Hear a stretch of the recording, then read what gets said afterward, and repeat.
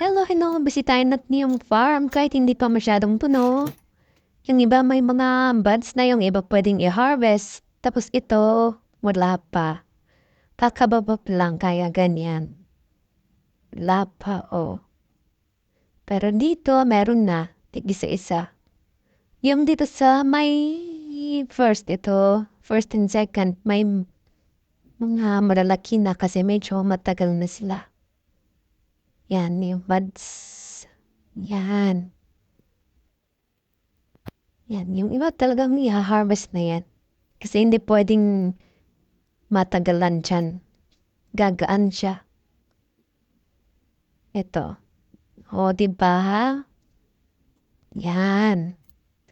Kaya pala tinatanggal yung ring kasi karamihan dito sa gilid tumutubo yung mushroom. Though, tumutubo siya dito sa gitna kaya lang matatagalan. Kaya yan, tinanggal na lang. Yan. O, diba? Yan. O, diba?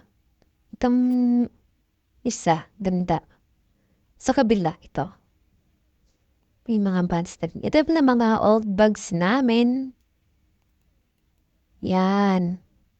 Yan kaya harvest na tayo. Pero bago yan mag-spray muna. Hindi yung mist lang.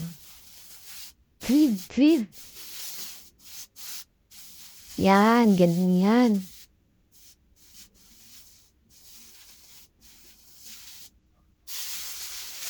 Ganyan lang.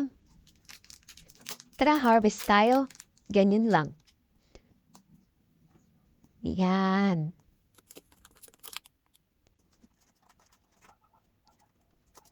Tapos yung pinag-harvestan pala tinatanggal namin kasi lilinisan yan. Yan, o diba? Ang dali lang. Nilalagay lang din, no? Ito na po yung na-harvest ko ngayon. Mga isang kilo yata to or more than one. Yan po, maraming salamat sa panonood. Hanggang sa muli po. Paalam! God bless everyone.